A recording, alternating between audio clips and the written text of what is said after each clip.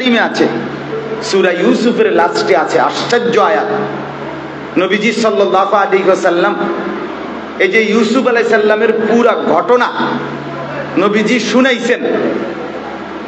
তো মদিনার ইহুদিদের কিছু লোক নবীজির কাছে আয়েশা প্রশ্ন করছিল, মুহাম্মদ একজন নবী ছিল যে ফিলিস্তিনের কেনানে বসবাস করত। তো পরবর্তীতে বহু ঘটনায় এক সময় তার পুরা পরিবার মিশরে হিজরত করে অবস্থান করছে। তুমি বলো সেই নবীর ঘটনাটা পুরাটা কও, যদি বলতে পারো আমরা ঈমান আনব। তো আল্লাহ নবী সাল্লাল্লাহু আলাইহি ওয়াসাল্লাম এই প্রশ্ন করার পরে নবীজিকে আল্লাহ তাআলা হযরত জিবরাইল আলাইহিস সালামকে পাঠিয়ে এই পুরা সূরা ইউসুফ নাজিল করে পূর্ণ ঘটনাটা নবীজিকে আল্লাহ বলতেছে, নাহনু নাকুসু আলাইকা, দোস্ত ঘটনাটা আপনাকে আমি শোনাচ্ছি, শোনেন। তারা যে ঘটনাটা শুনতে চাইতেছে এটা আমি কইতেছি, শোনেন। তো পুরাটা শুনাইছে আল্লাহ, নবীজি তাদেরকে শুনাইছে। এবার জিজ্ঞাসা করছে ইহুদিদেরকে, ঠিক আছে তো ঘটনা? তারা বলছে 100 ঠিক আছে, মিয়া মিয়া 100 বলছে। তাফসীরের মধ্যে লিখছে ইহুদিরা স্বীকার করছে যে মুহাম্মদ আমাদের তাওরাত কিতাবের চাইতো অতিরিক্ত পরিপূর্ণ বর্ণনা তুমি যা বলছো তার মধ্যে আছে। তো এখন কথা কি, মানে কথা তো শুনলা, ঘটনাও বুঝ পাইলা, এখন করণীয় তাদের কি? কথা বলেন না, এখন এটা না কথা, কথা তো ছিল এটাই। আল্লাহ নবী সাল্লাল্লাহু আলাইহি ওয়াসাল্লাম বললেন এখন ঈমান আনো। কয় না রে এমনি কইছে। আচ্ছা কোনসে কেমন ডাকাই কিরে, তো এতক্ষণ লাগাই আমারে দিয়ে এটা কয় লিখেন, কথা বুঝেন নাই? এতক্ষণ লাগাইয়া ঘটনাটা বলাইল, এখন কয় এটা এমনি কইছে, ঈমান আনতাম না, এমনি বলছি তোমারে। আল্লাহ নবী সাল্লাল্লাহু আলাইহি ওয়াসাল্লাম আহা তাফসীরের মধ্যে লিখছে নবীজি খুব মনে কষ্ট পাইছে, মনটা ভাঙ্গা গেছে নবীর। আরে করলো কি রে, এত লম্বা ঘটনা পুরা কোরআনে আর কোন নবীর ঘটনা এত লম্বা নাই, আছে? এত বড় ঘটনাটা পূর্ণ শুনাইলাম, বেঈমানে এখন কয় ঈমান আনতো না, এটা কেমন আচরণ হইল? নবীজির মনটা ব্যথায় ভরে গেছে। তখন আল্লাহ তাআলা একটা সুন্দর কথা নবীকে বলছে, এই সূরার লাস্টে আছে, ওমা তাসআলুহুম আলাইহি মিন আজরিন ইন হুয়া ইল্লা যিকরুল লিল আলামিন। সুবহানাল্লাহ, কথাটা এরকম। আল্লাহ বলছে বন্ধু আপনি আগে কথাটা বুঝেন, আপনি তাদেরকে বলবেন, দাওয়াত দিবেন মানুষকে, আমার কথা শোনাবেন, আখিরাতের কথা বলবেন, কিন্তু ব্যাপারটা কি বিনিময়ে এরকম নি যে আপনি বলার পর যদি তারা গ্রহণ করে, কথাটা খেয়াল করেন, যদি মানুষ গ্রহণ করে, অনুসরণ করে, মেনে নেয়, তাইলে আমনের বিনিময় মানে আমনের প্রতিদান, আমনের পুরস্কার, আমনের নেকি, বিষয়টা কি এরুমনি? আল্লাহ তাআলা বললেন বিষয়টা তো মোটেই এমন না বন্ধু, যে লোকেরা ঈমান আনলে, গ্রহণ করলে আমনের নেকি, আর তারা যদি প্রত্যাখ্যান করে তাইলে আমনের নেকি না। বিষয়টা এমন না, তাদের কাছ থেকে তো আপনি কোনো নির্দিষ্ট পারিশ্রমিক নিচ্ছেন না। কাজেই আপনি শুধু বলতে থাকেন, আপনার কোন বান্দা আমার ঈমান আনলে না আনলে, গ্রহণ করলে না করলে, সর্বাবস্থায় আপনার পূর্ণ নেকি আপনাকে আমি দিতেই থাকবো। তাহলে আপনার অসুবিধাটা কি? আপনি বলবেন না, কথা বোঝেন না? আপনার যেটা পাও না, আপনার সম্মান, আপনার মর্যাদা, আপনার ইজ্জত, আপনার আজমত, আপনার নেকি, এটা তো আমি দিতে আছি। আপনি তো তাদের থেকে পারিশ্রমিক চাচ্ছেন না, যে হারে মাল চললে না টাকা, মাল যদি না চলে তাহলে তো কি নাই, ইনকাম নাই। আল্লাহ বলে না বন্ধু, আপনার ইনকাম বরাবর, আপনার আয় কি আপনার নেকি চলবে।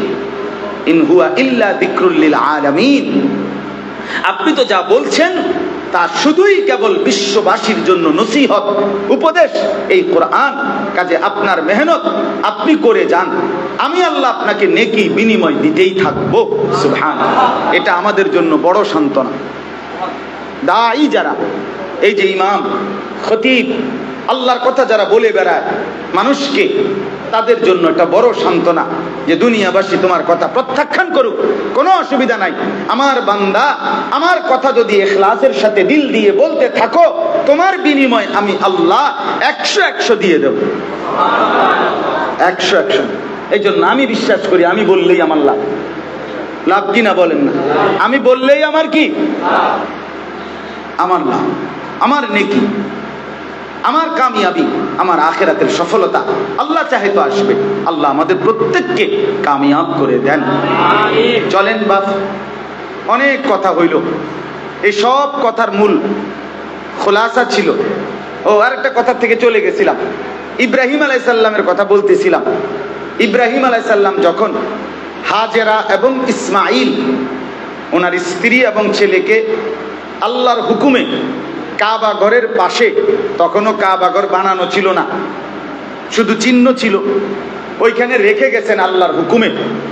ছোট্টবেলায় কোলের শিশু, তখন ওইখানে গাছপালা, তরু লতা, পানি, খাদ্য খাবার, ঘর দুয়ার, কোন জনবসতি, মানুষ, গরু ছাগল কিচ্ছু ছিল না। ছিল কি? নাই যে নাই, এটাও নাই, কিছুই নাই। গায়রি জি জারইন কোরআনে আছে, কোন গাছপালা, ফল ফসল, বৃক্ষলতা, পানি, বাসস্থান, মানুষ, জনগণ কিচ্ছু নাই। শুধুই দুইজন মানুষ, একজন তার স্ত্রী, তার ছেলে। এরকম দুধু মরুভূমিতে ইব্রাহিম আলাইহিস সালাম হযরত ইসমাইল এবং হাজেরাকে রেখে, আমার বাপ এই কোরআনের মধ্যে আছে, তিনি রাইখা একটু আড়াল হয়ে আল্লাহর কাছে দোয়া করছিলেন। চোখের আড়াল হওয়ার পরে দোয়ার মধ্যে প্রথম যে কথাটা তিনি বলছিলেন, এটাই আমি বলতে চাচ্ছিলাম। এই মুহূর্তে কি বলা উচিত? এই মুহূর্তে বলা উচিত, আল্লাহ আপনার কথা মতো রেখে গেছি, ঠিক আছে, কিন্তু কদ্দুর পানি, কদ্দুর খাবার, কদ্দুর থাকার জায়গা আপনার দয়ায় ব্যবস্থা করে দিয়েন। এদ্দুর তো বলা উচিত নাকি? এক বাপ কি এদ্দুর বলা উচিত না? সন্তানের প্রতি যার মায়া আছে, স্ত্রীর প্রতি যার মায়া আছে, তার কি আল্লাহর কাছেও কি এদ্দুর চাওয়া দরকার না? ইব্রাহিম আলাইহিস সালাম এটা বলেন। ইব্রাহিম আলাইহিস সালাম কোরআনে আছে, আল্লাহর কাছে প্রথম দোয়া করছে যে আল্লাহ এই অবস্থায় আমার স্ত্রী সন্তান রেখে গেলাম, আপনার কাছে ফরিয়াদ, রব্বানা লিইকিমুস সালাহ, আল্লাহ আমার স্ত্রী সন্তান যেন নামাজ আদায় করে। ছেলেরা বাপ শোনো মিয়া, আজ তোমার আকাঙ্ক্ষা তোমার বাপ তোমাকে বাড়ি করে দেখ, তোমার বাপ তোমার একটা মোটরসাইকেল কিনে দেখ, তোমার বাপ সুদে টাকা নিয়ে হইলেও তোমার বিদেশ পাঠাক, তোমার বাপই তোমারে বিয়া করায় দেখ, আর তুমি মাতালের মতো, জন্তুর মতো মোবাইল টিপবা আর উলঙ্গ ছবি দেখবা আর নাচবা গাইবা, আর তোমার বাপ রক্ত পানি করে বিদেশ কিংবা দেশে টাকা পয়সা রোজগার করবে। এটাই যদি ইচ্ছা হয়, আকাঙ্ক্ষা হয়, তাহলে এই বাপও বোকা, এই সন্তানও বোকা। ছাড়া আহম্মক দুইজন, দোনোটাই আহম্মক। এজন্য আখিরাত চাওয়া, ইবাদত চাওয়া, বিবি বাচ্চা স্ত্রী সন্তানের জন্য বাপ আখিরাত চাওয়া, ইবাদতের তৌফিক চাওয়া, আল্লাহর কাছে বেশি দোয়া করা। আজ আফসোস আমাদের কাছ থেকে এটা হারিয়েই গেছে। দাদা মিয়া বুড়া এবারে পান খায়, বন খায়, বিড়ি খায়, আর বইয়া বইয়া কা নাতিকার বুঝি বউ চাইয়া যাইতাম না। বুড়া মিয়া অন্য সব গেছেন আমনের, হ্যাঁ আমনে অন আর বাকি রয়েছে নাতির বউ চাইতেন। কথা বলেন, বুড়া মিয়া মস্কারি করে, কথা বুঝেন না? এটারই কথা, এই ছিল কথা। আমনের বুঝি এই কলজা ফাটিয়া এত বড় দীর্ঘ নিঃশ্বাস দিয়া এই আকাঙ্ক্ষা নিয়ে একজন ইমানদার দাদার কাছে প্রাপ্য। কথা বলেন না? হ্যাঁ, আরে তার নানি বুঝি ফোলাগার মাইয়া বউ না চাইয়ে বুঝি কবরে যাইব গা। আরে বুঝি বিয়েকে করাই দেখতাম না। এই বিয়া, বিল্ডিং, দালান, আস্তাগফিরুল্লাহ, আস্তাগফিরুল্লাহ। আমাদের আকাঙ্ক্ষা এটা। হুজুর আর এই মেয়েকে বিয়ে দিতে পারলে আর কোনো আফসোস নাই, গরকানের কাম শেষ করে দিতে পারলে আমার আর কোনো দুঃখ নাই, এবারে তারাটা তারা করব, আমি আর মরেও কোনো আমার আর কোনো দুঃখ নাই। কারণ ওনার আগেই কথাবার্তা হয়েছে, ওনার মৃত্যুর পরে যে ফেরেশতারা মুনকার নাকির ওনারা হয়তো ওনারা আগেই প্রশ্নস্থ করে রাখছে, ওরাই জানাইয়ে গেছে যে আপনার কোনো চিন্তা নাই, শুধু কষ্ট মষ্ট করে গরানের কাম শেষ করে আইয়েন, এরপরে বুঝবেন আপনার ফিডা কারে কয় যেটা আইয়েন, আপনি আইয়েন শুধু কবরে আইয়েন, আপনার প্রথম বাড়িতে একদম গুড়া গুড়া আড্ডি একদম গুড়া গুড়া করে এলাম টের পাইবেন। এই জন্য দুনিয়া না চাওয়া, কোরআনুল কারীমের মধ্যে আছে আল্লাহ তাআলা বলেন ওমিনান নাসি মান ইয়াকুলু রাব্বানা আতিনা ফিদ দুনিয়া ওয়া মা লাহু ফিল আখিরাতি মিন খালাক। যারা কেবল চায় আল্লাহ যা দিবেন দুনিয়াই দেন, আল্লাহ বলে দিতে পারি দুনিয়া, তোমার ইচ্ছা মতো না, তবে কিছু দেব, তবে আখিরাতে কিছুই না। ওয়া মা লাহু ফিল আখিরাতি মিন খালাক। আল্লাহ রাব্বুল আলামিন বলে মনে রেখো বান্দা, আখিরাতে কিছুই মিলবে না, আখিরাতে কিছুই মিলবে না। রব্বুল আলামিন বলেন আর যারা বলে রব্বানা আতিনা ফিদ দুনিয়া হাসানা ওয়া ফিল আখিরাতি হাসানা ওয়া কিনা আযাবান নার। রব্বুল আলামিন দুনিয়া পুরাটা চাই না, দুনিয়ায় যা কিছু উত্তম, যা কিছু হালাল, যা কিছু বৈধ, যা কিছু আপনার সন্তুষ্টি মোতাবেক তা আমাকে দুনিয়ায় দেন, আখিরাতেও যা পছন্দের, যা উত্তম তা আখিরাতে দান করেন। আর আল্লাহ কম দেন আর বেশ দেন, জাহান্নামের আযাব থেকে মাফ করে দেন। আল্লাহ বলেন উলাইকা লাহুম নাসিবুম বিমা কাসাবু। আল্লাহ বলেন এমন মানুষের প্রত্যেকটা বিনিময় আমি আল্লাহ ফেরত দিয়ে দেব, 100 দেব, 100। সারাক্ষণ দুনিয়া না রে বাপ, আখিরাত কে চাইবে? পরকাল চাইলে কে চাইবে? আল্লাহ নবী সাল্লাল্লাহু আলাইহি ওয়াসাল্লাম বলেন বাচ্চারা তোমাদেরকে বলি, আল্লাহ তাআলা বলছে যার যত ওয়াক্ত নামাজ ছুটে গেছে, আল্লাহর কসম যার যতটা সেজদা ছুটে গেছে, আল্লাহ তাআলা কিয়ামতের দিন ফেরেশতা বলবে এই নাফরমান এ দাঁড়াও, আয়ুদাউনা ইলা সুজুদ। কোরআনে আছে ইয়াউমা ইউকশাফু আন সাকিন। কিয়ামতের দিন আল্লাহ তাআলা ইমানদার মুমিনদেরকে বলবে আমার বান্দা মনে আছে দুনিয়ায় না আমারে সেজদা দিছিলা, আমার কুদরতি কদম না দেখে। এখন আমরা আল্লাহর কদম দেখছি, কিন্তু আমরা তো জানি আমরা আল্লাহর কুদরতি কদমে কি করি? সেজদা করি। তো কিয়ামতের দিন আল্লাহ তাআলা ইয়াউমা ইউকশাফু আল্লাহ তার কুদরতি কদম ওর যতগুলো সেজদা ছুটে গেছে সবগুলো দে। আল্লাহর কসম কোরআনে আল্লাহ বলেন ফালা ইয়াস্তাতিউন, নাফরমান একটা সেজদা দিতে পারবে না। আর কোনই বাঁকা আমল এটা, কিন্তু এইটা মুসলমান না কাফের, হিন্দু না বেঈমান, এটার পার্থক্য মানে আগাকাটা নাকি? কথা বলেন না কেন? হ্যাঁ, জি না, এটা নবী বলে নাই। খতনা করা সুন্নত, এটা আমল, এটা করা উচিত, করতে হবে, এটা এক কথা। কিন্তু আপনি আমি মুসলমান না বেঈমান এটা চিনবার বুঝবার পার্থক্য হলো নবী বলছে সেজদা, নামাজ নামাজ নামাজ নামাজ নামাজ। এজন্য সেজদা বিহীন সন্তান মুসলমান হয় কেন? ওই ছেলে দেখেন বসে বসে মোবাইল টিপতেছে, ওই ছেলে ওয়ালে হেলান, এ বেটা কালো টুপি তোমারে বলছি, তুমি জানো এটা মসজিদ? জানো আহম্মক এটা যে মসজিদ জানো তুমি? গাফেল। আর কোনখানে গেলে আল্লাহরে চিনবা?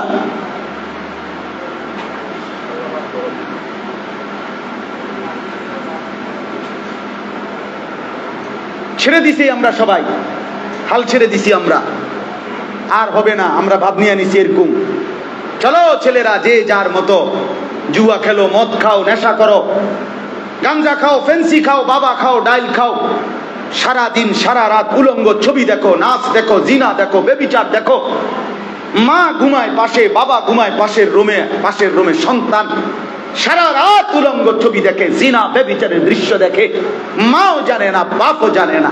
বিকাল 3টায় বের হয়, রাতের 12টা বাজে সন্তান ঘরে ঢোকে, মা বাপ একবার জিজ্ঞাসা করে না, নাফরমান আসর কই পড়ছত, মাগরিব কই পড়ছত, এশা কই পড়ছত? ভাতের থালা দিয়া ভাত খাওয়াইয়া ঘুম পাড়ায় দিতেছে। উভয়ে মা বাপ সন্তান সকলেই সমানভাবে হাসরের ময়দানে আল্লাহর কাছে জবাবদিহি করার জন্য রেডি থাকেন। আমি বললাম এই পানখানা শেষ না, এই বনখানা শেষ না, বিড়িখানা সাদুয়ানে গপ মারন, লম্বা লম্বা আলাপ করন, এটা শেষ কথা না, শেষ কথা না। ছেড়ে দিছে সবাই, হাল ছেড়ে দিছে ছেলে পেলে। আপন মা বাপ বাইচা আছে, মা বাপ বাইচা থাকতে দেখতেছে সন্তানের চুল জঙ্গলি জানোয়ারের মতো, মা বাপ বাইচা থাকতে এটা মেনে নিল কেমনে? আপনি কিটা করলেন? কথা বলেন না কেন? 365 দিন, খোদার একটা বছর, 365 দিনে আপনার সন্তান আপনার ঘরে ঘুমাইয়া, আমি প্রতিদিন চিৎকার করি এই কথা, প্রতিদিন বলি, আমি সিদ্ধান্ত নিছি আমি যদি আরো 100 বছরও বাঁচি আমি এই কথাই বলে যাব। 365 দিন, একটা বছর আপনার সন্তান টানা মুসলমান মা বাবার ঘরে ঘুমাইয়া কোনোদিন ফজরের নামাজ পড়ে না, এমন জানোয়ার এই ঘরে মুসলমান মা বাপ কেমনে পালে বলেন? এই জানোয়ার কেমনে পালে? এই জানোয়ারের রোজগার কেমনে খাইবেন আপনি বলেন? এই হাইওয়ান কি পালতেছেন? এটা কি পালতেছেন? চেহারা জঙ্গলির মতো, চুল জঙ্গলির মতো, একবার পেশাব করে একবারও পানি নেয় না, পুরাটা প্যান্ট দুর্গন্ধ, নাপাক, অপবিত্র, জঘন্য, অসভ্য। কি সন্তান মানুষ করলেন? জীবন মানে শুধু টাকা? জীবন মানে শুধু বিদেশ? জীবন মানে শুধু এই খাট পালং আর সোফা আর ফার্নিচার? এই আমরা মুসলমান?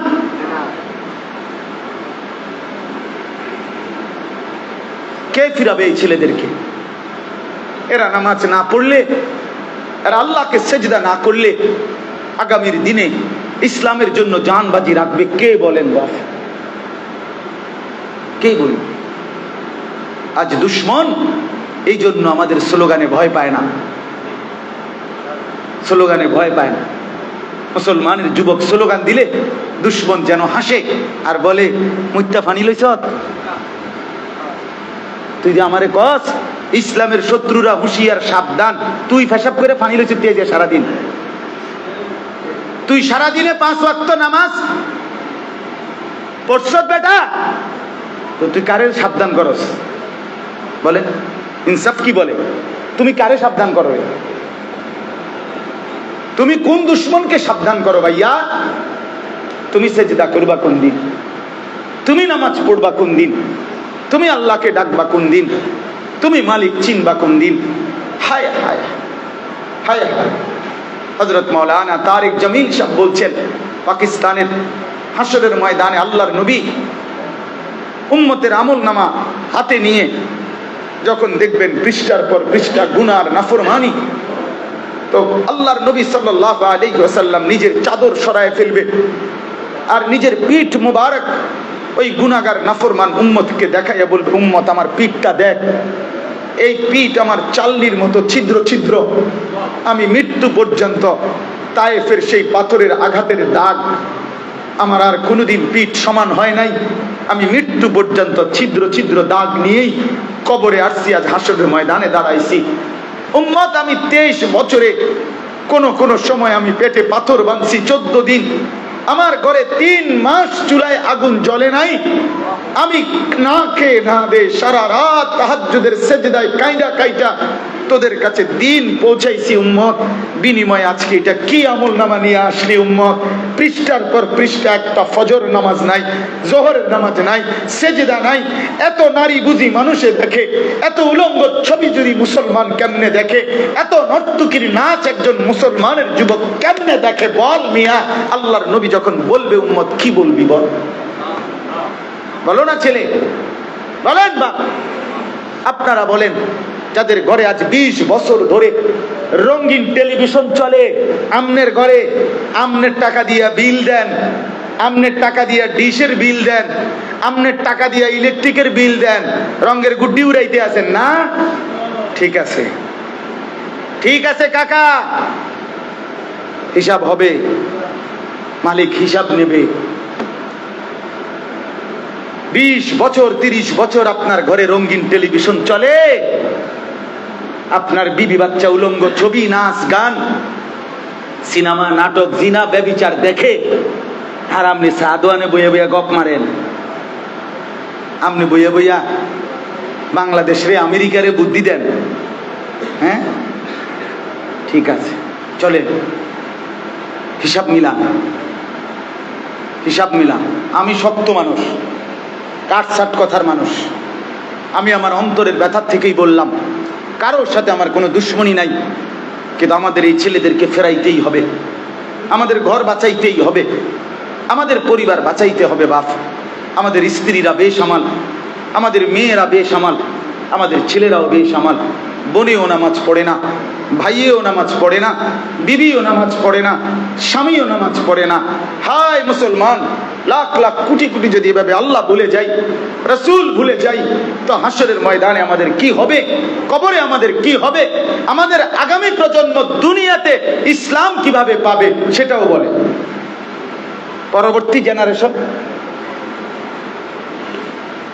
পরবর্তী জেনারেশনের হালাত কি হবে?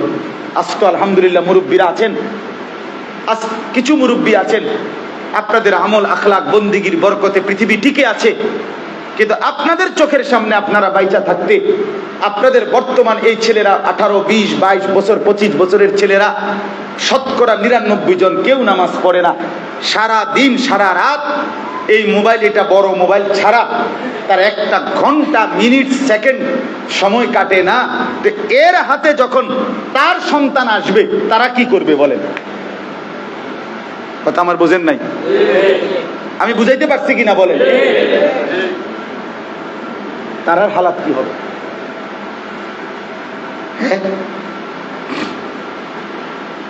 এ যদি সারা রাত মোবাইলে উলঙ্গ ছবি দেখে, জিনা ব্যভিচারের দৃশ্য দেখে, তার সন্তান, তারা কি করবে? তারা রাস্তায় সিনা করবে, খোলামেলা। আমি বলবো এই জন্য বাপ, আমার হৃদয়ের ব্যথা, এই জন্য আমি পাগলের মতো বলি, অস্থির হয়ে বলি। প্রচন্ড এই গরমে আমারও কষ্ট হয়। আলহামদুলিল্লাহ, এই গরমের পুরা মৌসুম, কোরবানির ঈদের পর দিন থেকে একদিনও আল্লাহর দয়ায় গ্যাপ ছিল না। প্রতিদিন আল্লাহর কথা বলে বেড়াচ্ছি, চিৎকার করছি, এই আহাজারে। ছেলেদেরকে বাঁচান, পরিবারকে বাঁচান। আল্লাহর নবী সাল্লাল্লাহু আলাইহি ওয়াসাল্লাম ফজরের ওয়াক্তে, হাদিসে আছে, নিজে মা ফাতেমা, নিজের মেয়ে ফাতেমার ঘরের দরজার কড়া নবী নিজে কড়া নাড়তেন আর বলতেন, ফাতেমা কুমি লিসসালাহ, ফাতেমা মা নামাজের জন্য উঠ মা, আনকিজি নাফসাকে মিনান নার। আল্লাহর নবী বলতেন, ফাতেমা জাহান্নামের আগুন থেকে নিজেকে বাঁচাও মা। ফাইন্নী লা উগনি আনকে মিনাল্লাহি শাইআ। নবী বলতেন, ফাতেমা আল্লাহর কসম মা, মুহাম্মদের মেয়ে, হাসরের ময়দানে এই কথা বললে আমি মুহাম্মদ তোর কোনো উপকার করতে পারবো না। তোর সেজদা দেখাইতে হবে মা, তোর পর্দা দেখাইতে হবে, তোর বন্দিগি দেখাইতে হবে মা। শোনেন নাই আপনারা এই কথা? হযরতে ফাতেমা, নবী সাল্লাল্লাহু আলাইহি সাল্লাম বলছে, ফাতিমাতু বিদআতুম মিন্নি, ফাতেমা আমার দেহের অংশ। ফাতেমাকে কষ্ট দিলে আমি মুহাম্মদের কলিজায় কষ্ট লাগে। ফাতেমা আমার কলজা। নবীজি সাল্লাল্লাহু আলাইহি সাল্লাম এত ভালোবাসতেন ফাতেমাকে। সেই ফাতেমা নবীর কাছে আয়েশা বলতেছে, আব্বা জান, আমি আটা পিষতে পিষতে আমার আঙ্গুলগুলো সব কড়া পড়ে গেছে, দাগ দাগ। আমি মশক দিয়া পানি তুলতে তুলতে আমার কনুইয়ের মধ্যে, কাঁধের মধ্যে রশির দাগ পড়ে গেছে। বাপ দেখেন, আমি আর পারছি না আব্বা। আপনার নাতি হাসান হোসাইনের সহযোগিতার জন্য আমারে একটা দাসী যুদ্ধের দাসী, বন্দী, আমার একটা দেন, আমার একটু সহযোগিতা হবে। সরদারে দো আলম নবী সাল্লাল্লাহু আলাইহি ওয়াসাল্লাম কলিজার টুকরা ফাতেমাকে বলছে, ফাতেমা, আমি কি তোমাকে তার চাইতে উত্তম কিছু দেই? পরে বাড়িতে একসাথে সুবহানাল্লাহ বললেন। বলছে, ফাতেমা দাসী না, আমি দেখতেছি ফাতেমা কড়া পড়ে গেছে, দাগ পড়ে গেছে, কিন্তু এর চাইতে ভালো কিছু দেই। ফাতেমা বললেন, আব্বা, এর চাইতে ভালোটা হলে সেটাই দেন। এর চাইতে ভালোটা কি? রোবট। রোবট মানে মানুষ নামের যেটা, এটা তো একটু দুর্বলতা আছে। রোবট দিলে সেটা আর কি হবে না, কোনো বিশ্রাম নিবে না, মেশিন দিবে না। নবী সাল্লাল্লাহু আলাইহি সাল্লাম বললেন, ফাতেমা, রাত্রিতে যখন ঘুমাইতে যাবা মা, 33 বার সুবহানাল্লাহ পড়বা, 33 বার আলহামদুলিল্লাহ পড়বা, 34 বার আল্লাহু আকবার পড়বা। মা, এটা না দাসীবাদীর চাইতে বড় উত্তম। কন্যা চাইছে দুনিয়া, বাপ দিছে আখিরাত। কন্যা চাইছিল দুনিয়া, বাবা দিছে কি? আখিরাত। ঘরে আসছে, হযরত আলী রাদিয়াল্লাহু তাআলা জিজ্ঞাসা করছে, ফাতেমা, তোমার আব্বা কি দিয়েছে? দাসী কিছু দিয়েছে? বলছে, না আব্বা, আমাকে তার চাইতে উত্তমটা দিয়েছে। আলী রাদিয়াল্লাহু তাআলা স্বামী বললেন, তাহলে সেটা আমাকে বলো। বলছে, আব্বা বলছে, প্রতিদিন ঘুমাইতে গেলে 33 34 সুবহানাল্লাহ আলহামদুলিল্লাহ আল্লাহু আকবার এই তাসবিহ পড়তে। আব্বা বলছে, এটা দাসীবাদীর চাইতে উত্তম। সুবহানাল্লাহ শেষ হয় নাই, আরো শুনেন। হযরতে আলী বলেন, আমি নিজে আল আযকার একটা কিতাব আছে, ইমাম নববী রাহমাতুল্লাহ আলাইহির লিখিত কিতাব, আরবি আল আযকার, তাসবিহ জিকিরের কিতাব। তো এখানে আছে, হযরত আলী রাদিয়াল্লাহু তাআলা আনহু বলেন, আল্লাহর কসম, ছেলেরা বাপ এই মোবাইলটা না ধইরা এমনে শুনেন, এমনে ফায়দা হবে, সরাসরি শুনেন, ফায়দা হবে। দিলে নেন, মোবাইলে লক্ষ লক্ষ ওয়াজ, বক্তা মানে শিক্ষার্থী আছে, বক্তা কোটি কোটি বক্তা মোবাইলে, এক এক বক্তারে শীত কইরা, কাইট কইরা, উত কইরা, হোতাইয়া, কইনাইয়া, কত রঙ্গে কত ঢঙ্গে ওয়াজ দিছে। কথা বুঝছেন না? মোবাইলে বহুত ওয়াজ আছে, এটা অবসরে শুইনেন। যখন আপনি আমার সামনে নাই তখন মোবাইলে শুইনেন। এখন তো আমিও আছি, আপনিও আছেন, সামনাসামনি শোনেন। ঠিক আছে না? ইনশাআল্লাহ চোখের বরকত হবে, দিলের বরকত হবে, দিলের বরকত হবে। তো বলতেছি, হযরত আলী রাদিয়াল্লাহু তাআলা আনহু বলেন, আল্লাহর কসম, ফাতেমা যেদিন আমাকে বলছে এই তাসবিহর কথা, আমি আর কোনোদিন এই তাসবিহ পড়তে আর কোনোদিন ভুল করি নাই। মজার বিষয় হইল, হযরতে আলীকে জিজ্ঞেস করছে, ওই হাদিসে আছে, ওই কিতাবে, আপনারাও অনেকে জানেন, হযরত আলী রাদিয়াল্লাহু তাআলা আনহুর সাথে আমির মুআবিয়া রাদিয়াল্লাহু তাআলা আনহুর সাথে একটা বড় ভয়ঙ্কর একটা যুদ্ধ হয়েছিল, জঙ্গে সিফফিন বলে এটাকে। এই যুদ্ধে হযরত আলী এবং মুআবিয়া রাদিয়াল্লাহু তাআলা আনহুর সাথে, ওনার বাহিনীদের সাথে মুসলমানদের পরস্পর দুই গ্রুপে যুদ্ধ হয়েছিল। এক টানা 6 দিন লাগাতার যুদ্ধ হয়েছিল, রাতেও দিনেও। ওই যুদ্ধে কোনো বর্ণনায় 60,000, কোনো বর্ণনায় 90,000 শুধু মুসলমান শাহাদাত বরণ করছে। অংশগ্রহণ, শাহাদাত বরণ করছে। কথা বুঝেন না? এত বিপুল পরিমাণ মুসলমান শহীদ হয়েছে। এই 6 দিনে কি যুদ্ধটা হয়েছে বলেন, কেমন বিভীষিকাময়। হযরত আলী রাদিয়াল্লাহু তাআলা আনহুকে জিজ্ঞেস করা হয়েছিল, হে আলী আমিরুল মুমিনিন, কসম করে বলেন, সিফফিন যুদ্ধের ওই 6 রাত, যে সময় প্রচন্ড যুদ্ধের ময়দানে আপনি ছিলেন সেনাপতি, আপনি আমিরুল মুমিনিন, তখনও কি এই তাসবিহগুলো পড়েছিলেন? হযরত আলী রাদিয়াল্লাহু তাআলা বলছে, আল্লাহর কসম, রব্বে কাবার কসম, আমি আলী ওই 6 রাত ওই তাসবিহগুলো পড়ছি।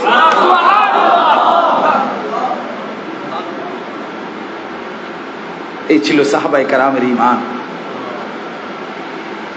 এই ছিল সাহাবায়ে কেরামের তাকওয়া, এই ছিল সাহাবায়ে কেরামের রাসূলুল্লাহ সাল্লাল্লাহু আলাইহি ওয়াসাল্লামের প্রতি ভালোবাসা। শুনছে তো শুনছে, আর জান বাজি রাইখা আর কোনোদিন তার ব্যতিক্রম। সুন্নত এটাকে বলে, মহব্বত এটাকে বলে, ভালোবাসা এটাকে বলে। আপনি বুঝতে শিখেন। আপনারে আমার তরিকায় টাননের দরকার নাই, আমনে আমারে আমনের তরিকায় টাননের দরকার নাই, ঠেলাঠেলি ধাক্কা ধাক্কির কোনো দরকার নাই।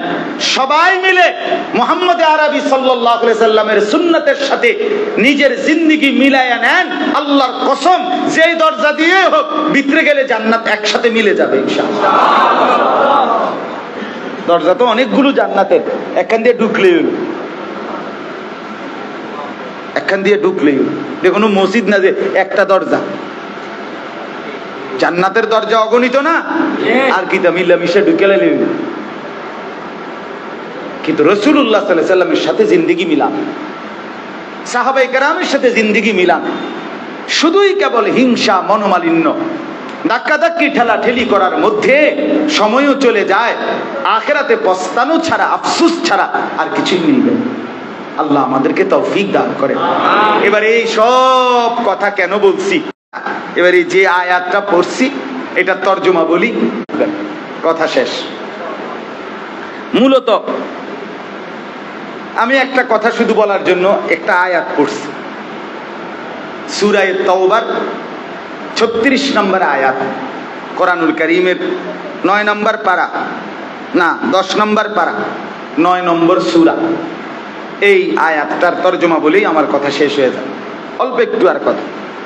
মূল কথা হইল, ইসলামী একটি বছর আমাদের মাঝে শুরু হয়েছে, এটা জানেননি?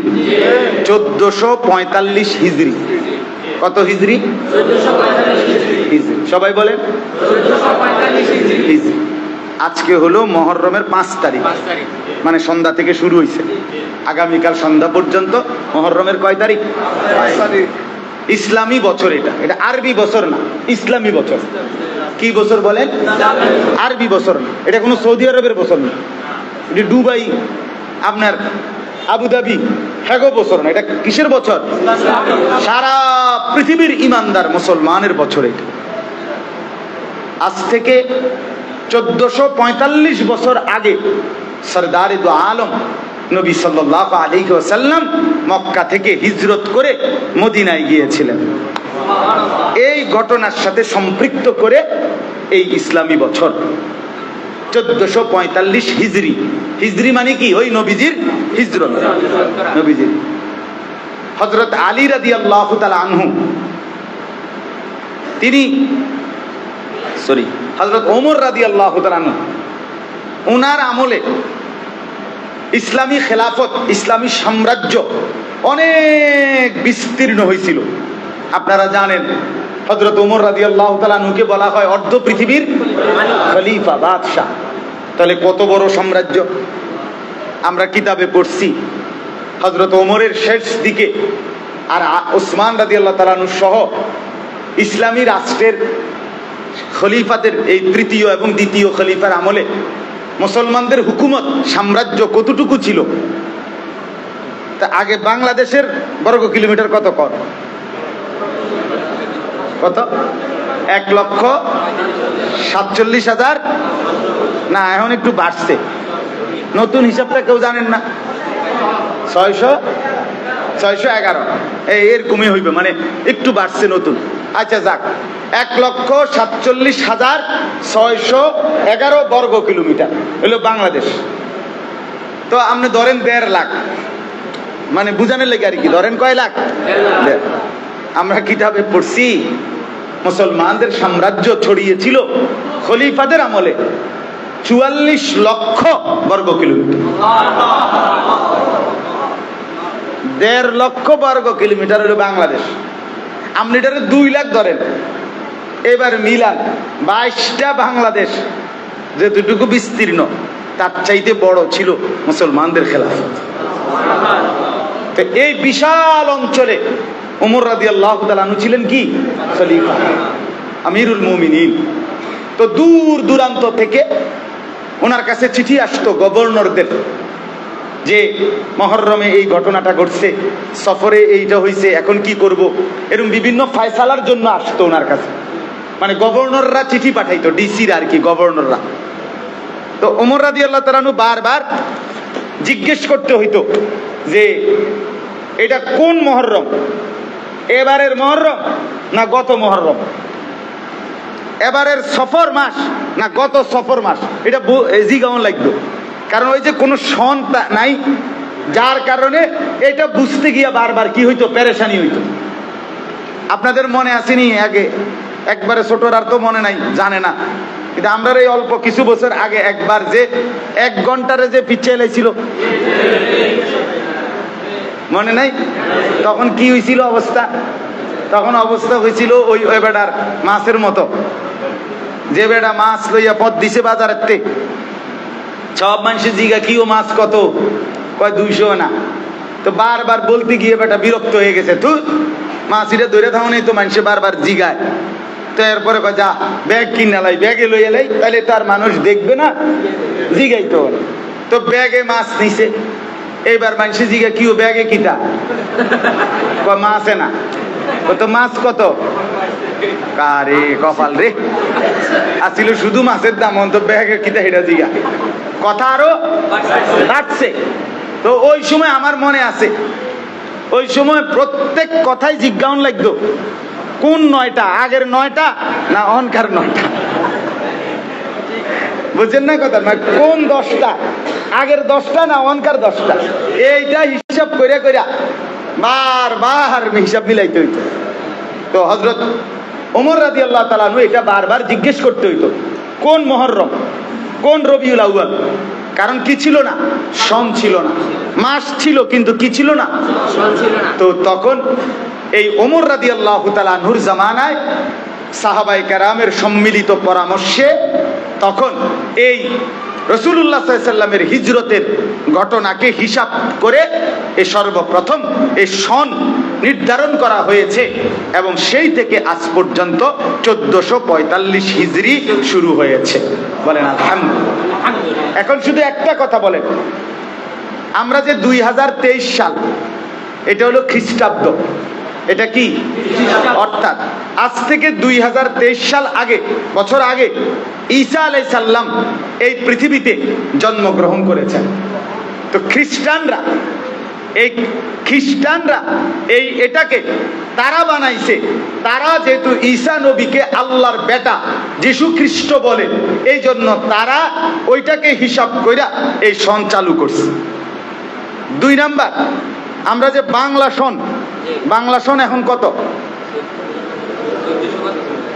1400 কত জানি তো জিঙ্গাই, মুরব্বীরা বলতে পারেন না, 1430 বা 32 এরকম হবে সম্ভব।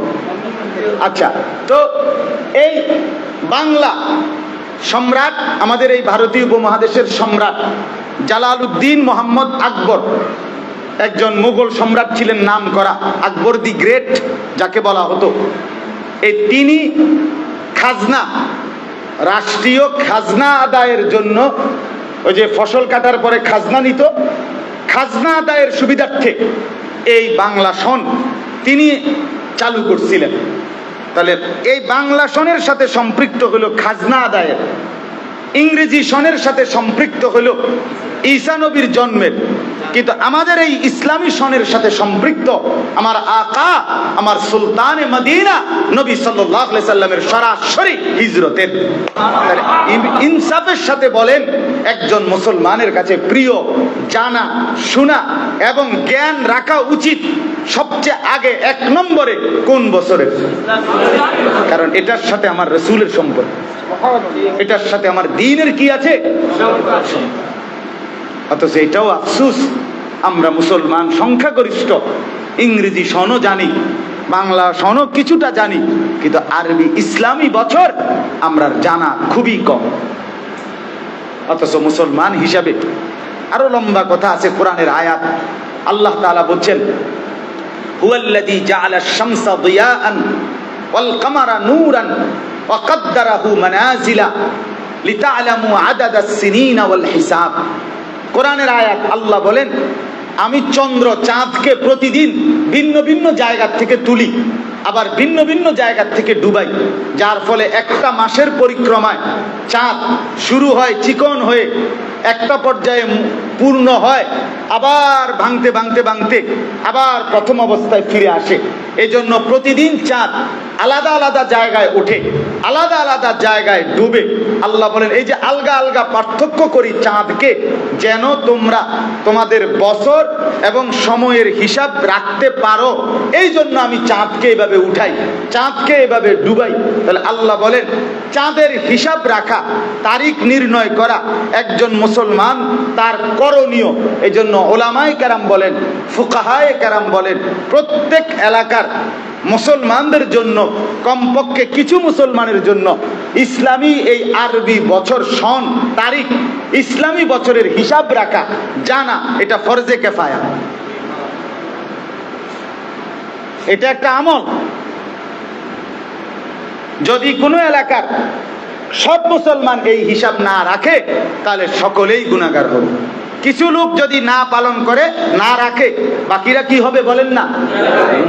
যেমন জানাজার নামাজ, যেমন রমজানের শেষ দশকের মসজিদের কি ইতিকাফ, কিছু লোক করলে বাকিদের থেকে কি হয়, কিন্তু না করলে সকলে কি হয়। এই জন্য আমি মসজিদের ইমাম সাহেবকে, এই মসজিদে না, এই মসজিদের ইমাম, জি আচ্ছা, আপনি জওয়ান মানুষ, আপনি এটার উদ্যোগ নেবেন। এই মসজিদে আপনি একটা সুন্দর করে বোর্ড বানাইয়া, এই আরবি বছর এগুলো আছে এখন পাওয়া যায় বানানো, অর্থাৎ আজ মহররম 5 তারিখ অমুক বার 1445 হিজরি, এটা লেখাইয়া শুধু প্রতিদিন একজন দায়িত্ব নিলেই হলো, ওই তারিখের কাগজটারে কি করে নেবেন, কার্ডটাকে শুধু পাল্টায় নেবেন। এতে কি হবে, এই মহল্লাবাসীর প্রত্যেকের এই হুকুমটা আদায় হয়ে যাবে। চেষ্টা করা দরকার না, এটা খুব অসম্ভব কিছু হবে ভাই। আল্লাহ তাআলা আপনাদেরকে তৌফিক দান করেন। তো আমার বলার উদ্দেশ্য হইল, এই যে একটি বছর চলে গেল, আগামী একটি বছর শুরু হলো, আর আল্লাহ তাআলা এই আয়াতের মধ্যে বললেন ইন্না ইদ্দাতাশ শুহুরি ইনদাল্লাহি 12 শাহরান, এই কথাটাই শুধু শেষ। আল্লাহ বলেন যেদিন আমি আসমান জমিন সৃষ্টি করেছি তারও আগে তাকদীর লেখাইছি, পুরা সৃষ্টির লৌহে মাহফুজের মধ্যে।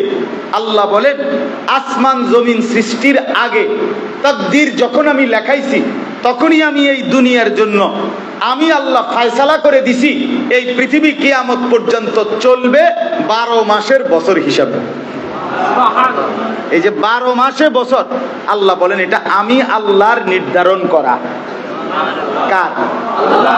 13 মাসে বছর না, কার? 11 মাসে কি লেখা বছর না, এটা আমরা মেল করে ঠিক করছেন কেন? না, এটা কে সিদ্ধান্ত দিছে?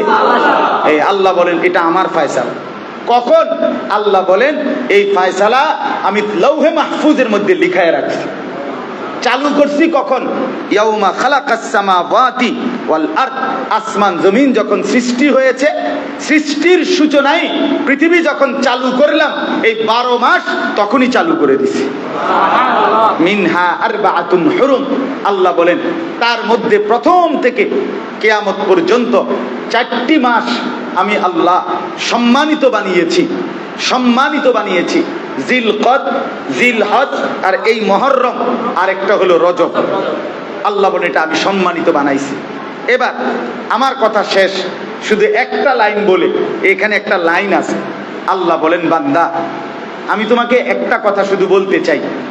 আল্লাহ বলছেন আমার বান্দা শুধু এটা শোনো, এই যে রাত আসে দিন যায়, দিন আসে রাত যায়, এই যে ঘন্টা, মিনিট, সেকেন্ড, সপ্তাহ, মাস, বছর, রাত্র দিনের আবর্তন, আল্লাহ বলে বিশ্বাস করো বান্দা এটা আমি করি।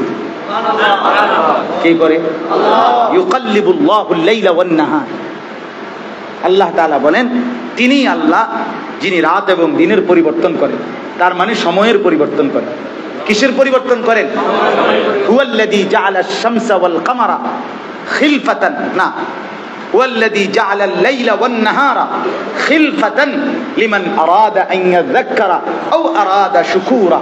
আল্লাহ বলে তিনি আল্লাহ যিনি রাত এবং দিনকে একটার পর একটা ধারাবাহিকভাবে পর্যায়ক্রমে আনয়ন করেন। আল্লাহ তাআলা বলেন এটা আমি করি বান্দা, আমি করি। রাত আমার, দিন আমার, সপ্তাহ আমার, মাস আমার, বছর আমার, ঘন্টা আমার, মিনিট আমার, সেকেন্ড আমার, প্রতি পলক পলক, প্রতি মুহূর্ত মুহূর্ত আমার। আমি তোমার কাছে শুধু একটা কথা বলি, আল্লাহ বলে ফালা তাজলিমু ফীহিন্না আনফুসাকুম। আমার রাতে, আমার দিনে, আমার সময়ে, আমার এই মাসগুলোতে, আমার এই দিনগুলোতে, আমার এই ঘন্টা মিনিটগুলোতে তুমি বান্দা তোমার উপরে জুলুম করে, নাফরমানি করে তোমারে বরবাদ করো না। এগুলো আমারটাই, তোমার বাপের না, তোমার দাদার সময় না, সময় আমার। কার? আল্লাহ। অতএব যুবক, বাপ, মুরব্বী, আপনাকে বলি, চায়ের দোকানে ঘন্টার পর ঘন্টা সময় নষ্ট করছেন, আপনার বাপের সময়? যুবক, তুমি মোবাইলে ঘন্টার পর ঘন্টা সময় নষ্ট করছো বাপ, এটা তোমার বাপের সময়? কার সময় নষ্ট করছো? আল্লাহ তাআলা কোরআনে বলেন ফালা তাজলিমু, আমার বান্দা জুলুম করো, নিজেরে নষ্ট করে দিও, নিজেরে বরবাদ করে দিও, নিজেরে বরবাদ করে দিও না বান্দা, নিজের এত বড় ক্ষতি করো না, এত বড় ক্ষতি করো। আমার শায়েখ আরিফ বিল্লাহ হাকিমুন নফস আল্লামা মুফতি মুশতাকুন নবী কাসেমি, আমার হযরত, আমি একবার উমরার সফরে সৌদি আরব মক্কায় আসরের পরে তাওয়াফ করে আসছি হারাম শরীফে, কাবা ঘরের চতুর্পাশে। তো আমি, হযরত আমারে বলতেছেন মাওলানা তাওয়াফ করছেন? আমি বলছি জি হুজুর। বলছে কোন হান দিয়া? মানে আমি বললাম নিচে।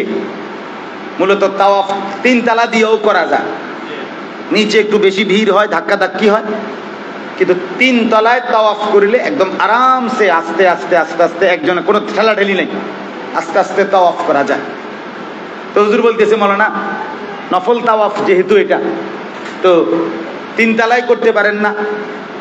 আমি বললাম হুজুর নিচে করলে 20 থেকে 25 মিনিট লাগে, আর এই 3 তালায় করলে 1 ঘন্টা 10 মিনিট লাগে, কারণ পুরো অনেক লম্বা এরিয়া ঘুরতে হয় এবং আস্তে আস্তে করতে হয়, সময় বেশি লাগে। এই শুনেন কথাটা, আমার শায়েখ বলেন, হযরত এটা আমারে তখন বলছে মাওলানা সময় আপনার আব্বার, এ ঠিক এই কথাটা বলছে, সময় আপনার আব্বার? আমি বলছি না হুজুর, আল্লাহ। তো যার সময়, তার জন্য একটু সময় বেশি ব্যয় করা এতে অসুবিধা কি? সেই থেকে এখনো যখনই আমি উমরায় আলহামদুলিল্লাহ যাই, আল্লাহ নিষেধ যে কয়, সব সময় চেষ্টা করি ওই মূল তাওয়াফটা যখন উমরার কাজের এটা নিচে করলেও বাকি নফল তাওয়াফ উপরে করি। সময় বেশি লাগে, সময় তো আমার আল্লাহরই। এজন্য বাপ আমার, সময় আমার আল্লাহ। আল্লাহ তাআলা কোরআনে বলছে ইন আরাআইতুম কুল আরাআইতুম ইন জাআলাল্লাহু আলাইকুমুল লাইলা সারমাদান ইলা ইয়াউমিল কিয়ামা মান ইলাহুন গায়রুল্লাহ ইয়াতিকুম বিদিয়াইন।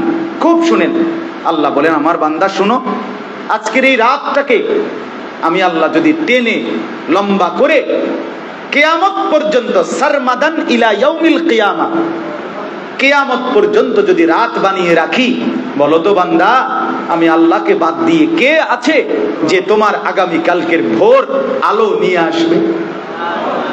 বলো না ছেলেরা, বলো না ভাই, বাপ তোমাদের হাতে ধরে বলি বাপ বলো। এরপর আল্লাহ বলে আফালা তাসমাউন, তবু কি আমার বান্দা আমার কথা শুনবা না? আমাকে সেজদা কি করবা না বান্দা? সেই রাত 10টায় তুমি ঘুমাইলা, 11টা 12টা 1টা 2টা 3টা 4টা 4:40 কিংবা 50 ফজরের জামাত। রব্বুল আলামিন বলেন বান্দা আমি তো তোমাকে 7 ঘন্টা ঘুম পাড়িয়ে রাখেছি।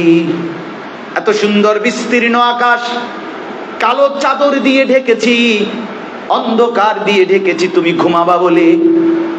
আমি সব আওয়াজ চতুর্দিকে বন্ধ করে দিয়েছি, গোটা জমিনকে নিঃশব্দ করে দিয়েছি তুমি বান্দা ঘুমাইবা বলে। আমি কুকুর বিড়ালকে পর্যন্ত চুপ করায় দিছি, আমি সব জায়গার আওয়াজগুলো বন্ধ করে দিয়েছি বান্দা তুমি ঘুমাবা বলে। আমি আল্লাহ নিজে জেগে আছি, তোমাকে ঘুম পাড়িয়ে রাখছি বান্দা। 7 ঘন্টা পরে ফজরের নামাজের জন্য আমি মুয়াজ্জিনের কণ্ঠে আজান দিয়ে তোমাকে ডাক দিয়েছি বান্দা। 4টা রাকাত নামাজের জন্য 10টা মিনিট সময় আমি আল্লাহকে দাও।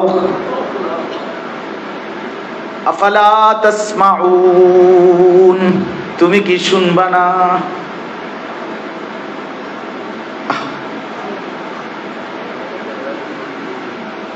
আল্লাহ মাফ করুন।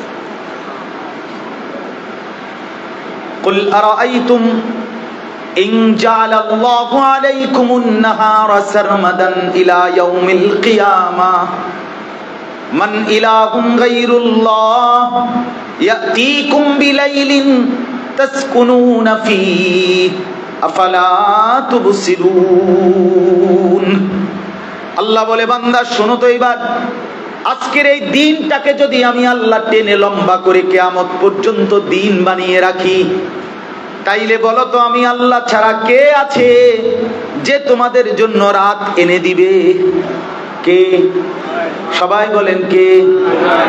তাসকুনুনা ফি, আল্লাহ বলেন যেই রাত তুমি আরাম লাভ করবে, প্রশান্তি লাভ করবে ঘুমের মাধ্যমে, সেটা কে আনবে? আফালা তুবসিরুন, তবু কি তুমি আমি আল্লাহকে দেখবা না? সিদ্ধান্ত নেন, সিদ্ধান্ত নেন, আজকে থেকেই নামাজ পড়বো ইনশাআল্লাহ। ছেলেরা বলো ভাইয়া, ছেলেরা বলো, একজন আরেকজনের দিকে চাইও না। তোমার সমবয়সী বন্ধু তোমার ভালো হইতে দিত না, দিবে না। সমবয়সী বড় খতরনাক, সমবয়সী বড় হারামি, বড় হারামি। তে তোমারে ভালো হইতে দিত না, তে বলবো দোস্ত ইডি কয় মাতিস না, বেড়ি দেখানোর মজাই তো আলাদা, উলঙ্গ ছবি দেখার মজাই তো দোস্ত আলাদা। অল্প কিছুদিন সুখ কর, পরে ভালো হয়ে যাইস। না না না, নারী বন্ধু সমবয়সী ভালো হতে দেয় না। এজন্য কোন আল্লাহওয়ালা, কোন মুত্তাকি বুজুর্গ আলেমে দ্বীনের সুহবতে সান্নিধ্যে সব সময় জীবন কাটানো, সম্পর্ক রাখা উচিত। আজকে এটাই বললাম, নিজের উপরে জুলুম করেন না। আল্লাহর দেওয়া একটা বছর চলে গেছে, আরেকটা বছর শুরু হয়েছে। ওয়ালতানজুর নাফসুম মা কদ্দামাত লিগাদ, ফয়সালা নেন আগামীকাল কিয়ামত কি পাঠিয়েছেন। আমি আমার নিজ দেশ, আমার জন্মভূমি, আমি আপনারা আমার, আমি আপনাদের সন্তান, আপনাদের কাছে আমি এই জন্যই আপনার এই গরমে কষ্ট করেও সময় বেশি দিয়ে বললাম, আমার হৃদয়ের সবটুকু আবেগ দিয়ে আমি 2 কথা শুধু বলতে চাই। এক কথা হলো, যারা অভিভাবক, যারা বাবা মা, তারা যেন তাদের স্ত্রী সন্তান ছেলে মেয়ের ব্যাপারে, নামাজ রোজা বন্দিগির ব্যাপারে আরো কঠোরভাবে যত্নবান হয়, বলেন ইনশাআল্লাহ। আর 2 নাম্বার, সবাই মিলে নামাজ পড়ার ফিকির করি, সবাই মিলে নিজের সময়কে কদর করি। আল্লাহ তাআলা তৌফিক দান করেন। হযরত মুজাহিদ একজন বড় মুফাসসির ছিলেন, আব্দুল্লাহ ইবনে আব্বাসের ছাত্র ছিলেন। তিনি বলতেন, প্রত্যেকটা দিন যখন উদিত হয়, সকাল হয়, তো দুনিয়াবাসীকে ডেকে বলে, এই শেষ কথাটা শোনেন, প্রতিটা দিন দুনিয়াবাসীকে ডেকে বলে, ও আল্লাহর বান্দারা, আমি আজকের দিন, আজই তোমাদের কাছে আসলাম, খোদার কসম আমি আর কোনোদিন তোমাদের মাঝে আসবো না, আমারে কদর করো, আমারে কদর করো। বলেন আগামীকাল তো আজকে আসবে না,